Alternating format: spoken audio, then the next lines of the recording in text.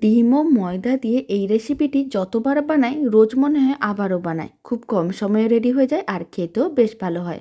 প্রথমে বেশ কিছুটা পরিমাণ ময়দা নিতে হবে, অল্প একটু লবণ, সাদা তেল দিয়ে ভালো করে মিশিয়ে তারপর অল্প অল্প জল দিয়ে একটা ডো রেডি করতে হবে। ডোটা রেডি হয়ে যাওয়ার পরে এরকমই মিডিয়াম সাইজের লেচি কেটে নিতে হবে। লেচিগুলোকে নিয়ে গোল বলের মতন করে বানিয়ে একটু প্রেস করে চ্যাপটা করে নিতে হবে। এদিকে একটা মিক্সিং বোলের মধ্যে দুটো ডিম নিয়েছিলাম। ডিমের মধ্যে অল্প একটু লবণ দিয়ে ভালো করে ফেটিয়ে নিলাম। এখন একটা লেচি নিয়ে নিলাম, অল্প একটু শুকনো ময়দা নিলাম। তারপরে কিন্তু এরকমই পাতলা করে বেলে নিতে হবে। এবার একটা ফ্রাইং প্যানের মধ্যে রুটিটাকে দিয়ে উল্টে পাল্টে হালকা করে ভেজে নিতে হবে। দুদিক যখন হালকা করে ভাজা হয়ে যাবে তারপর কিন্তু অল্প অল্প তেল দিতে হবে আর উল্টে পাল্টে হালকা লাল করে ভেজে নিতে হবে। উল্টো দিকটা যখন এইভাবে হালকা লাল হয়ে ভাজা হয়ে যাবে কিছুটা পরিমাণ ডিমের মিশ্রণ দিতে হবে।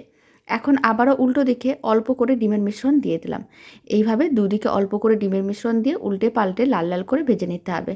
তাহলেই রেডি হয়ে যাবে দারুণ স্বাদের ডিম পরোটা।